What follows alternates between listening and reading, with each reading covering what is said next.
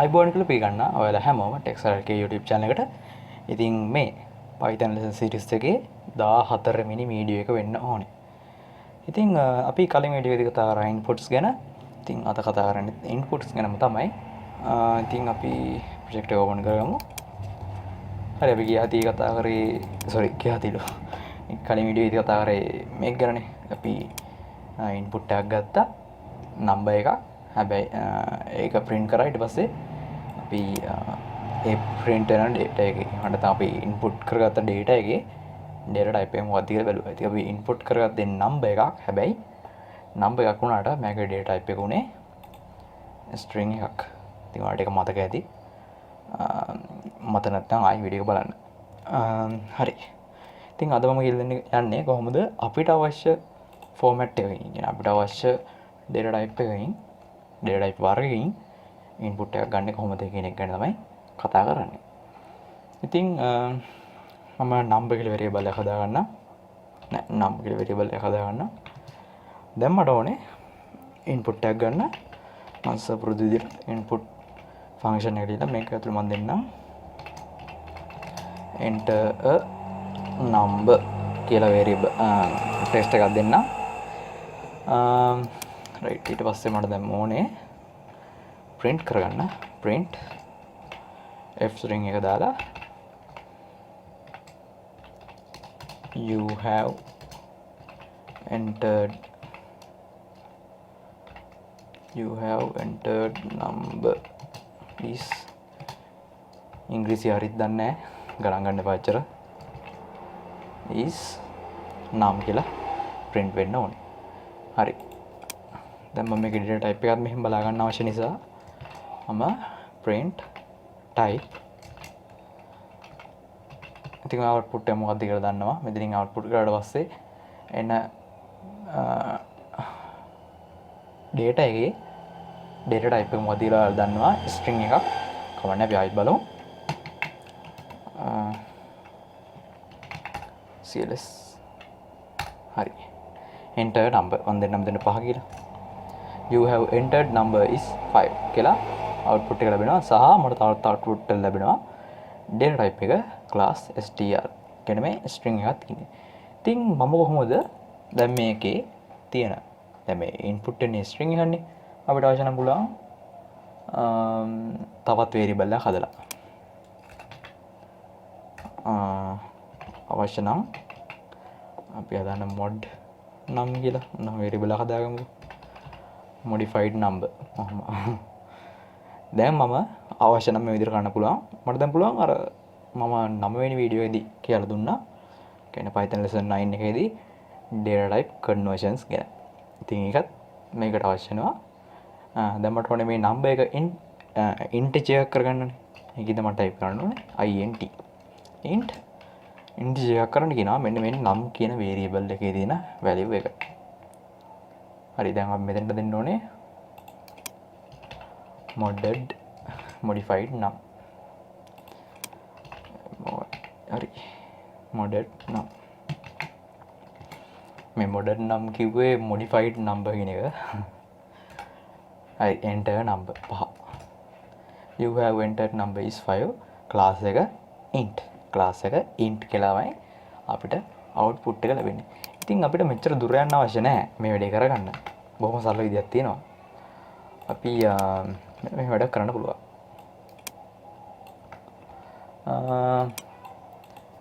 මෙන්න මේක වරහන් කරන්න මේ input statement එක. මේක මේ වරහන් කරගෙන කියන්නේ මේ input enter number කියන ඒ statement එක වරහන් කරගෙන වරහන් ඇතුලේ දාගෙන මේ වරහන්ට එළියෙන් අපි type කරන්න පුළුවන් int කියලා. දැන් බලමු output එක ගත්තට පස්සේ මම explain කරන්න කොහොමද මේ වැඩ කරන්නේ කියලා.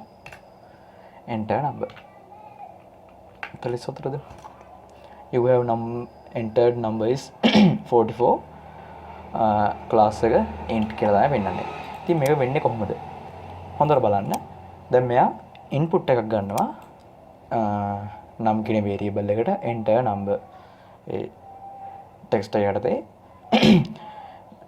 input එකක් ගන්නවා මෙන්න මේ variable එකට. හැබැයි අපි ගන්න කියලා දින්නේ මේ ගන්න input එක කන්වර්ට් කරන්න කියනවා ඉන්ටිජර් එකක් විදිහට. ඊට පස්සේ අපි print කරන්න කියලා දීලා තිනවා f string එකක් ඇතුලේ you have entered number is කියලා දාලා number කියලා. කියලා දීලා තිනවා. ඒකින්ද මෙයාගේ number එක print කරනවා.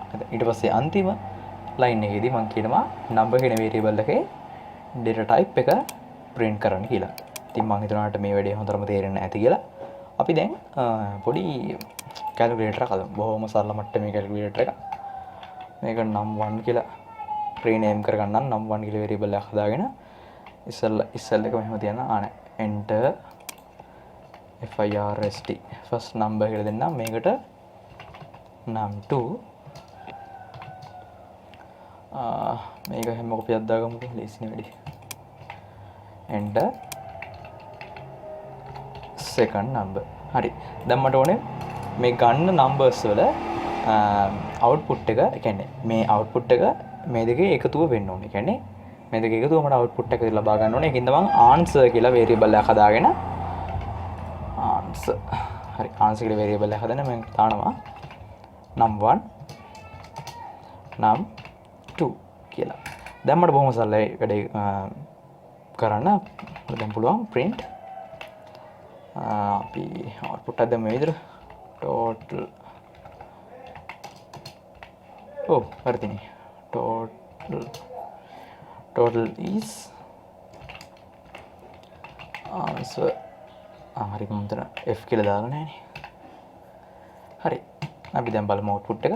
මම input දෙකක් අරගන්න කියලා තිනවා. ඊට පස්සේ answer කියලා variable එක හදාගෙන num1 plus num2 කියලා දෙලා තිනවා. කියන්නේ හරිනේ. number 1 සහ number 2 ගේ එකතු අරගෙන answer කියන variable එකට දාන්න කියනවා. ඊට පස්සේ print කරන්න කියනවා total number is answer එන්නේ විදිහට. හරි. මේක මම clean කරගන්නම්. හරි. enter first number. මම මේකට දෙන්නම් 5. මේකට දෙන්නම් 3. error එකක් එනවා. name mum2 is not defined. මම save කරලා නැද්ද? හරි save කරලා නැහැ. ආයෙ run කරමු. cls enter first number 5යි 3යි total is 8 කියලා මට output එක ලැබෙනවා. එතනින් 5යි 3යි 8යි. ඉතින් මේක මම ඉපත ගන්න පුළුවන් අවශ්‍ය නම් අඩු කරන්න. ආයෙ run කරමු. 5යි 3යි output එක 2යි. total is 2 කියලා මට output වෙනවා. ඉතින් මේක බොහොම සරල මට්ටමේ calculator එකක්. ඉතින් ඔයාලට අවශ්‍ය නම් මේක තව ගොඩක් දුරට extend කරන්න පුළුවන්. ඉතින් මම හදපු මේ විතර ගොඩක් extend කරපු කියන්නේ if condition දා විදිහට හදපු calculator එකක් මම වීඩියෝ එකක් විතර දාලා ඇති මීට කලින් Python playlist එකේ බලන්න. හැබැයි ඒක අර තියෙන if condition වලට තේරෙන්නේ නැති වෙයි. කමන්නේ ඒක විදිහට type කරලා බලන්න. මම if condition check කරන හැටි ඔයාලට මම වෙන වීඩියෝ එකකින් කියලා දෙන්නම්. ඉතින් මම හිතනවා ඔයාලට මේ වීඩියෝ හොඳටම තේරෙන්නේ නැති කියලා හිතන්න.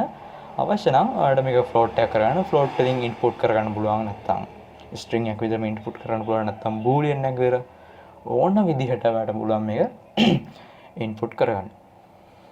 ඉතින් අපි ඊළඟ වීඩියෝ එකේදී කතා කරන්න බලාපොරොත්තු වෙන්නේ මේ input ගැන තමයි. හැබැයි input වල විශේෂ දෙයක් නෙමෙයි. input වලින් practical එකක් තමයි අපි කරන්න යන්නේ ඊළඟ වීඩියෝ එකේදී. ඉතින් අනිවාර්යෙන් මේ වීඩියෝ සෙට් එක බලලා එන්න. නැත්නම් ඒකේ කරන දේවල් වලට තේරෙන්නේ නැති වෙයි ඔයාලට. ඉතින් වීඩියෝ එක මෙතනින් ඉවරයි. බොහොම සුදු වීඩියෝ නරඹුවාට. ඉතින් ඔයාලට අද පාඩම තේරුම් නැත්නම් ඔයාලට බලන්න ආයෙත් මේ වීඩියෝ එක බලන්න YouTube එකේ තියෙනවා. එහෙම නැත්නම් ඒ තේරෙන්නේ නැත්නම් ඔයාලට පුළුවන් කමෙන්ට් එකක් දාන්න පල්ලෙහා කමෙන්ට් සෙක්ෂන් එකේ. වීඩියෝ එක හොඳ නම් අනිවාර්යෙන් ලයික් එකක් දාන්න. channel එක subscribe කරලා නැත්නම් අනිවාර්යෙන් subscribe කරන්න. හම්බෙමු තවත් වීඩියෝ එකකින්.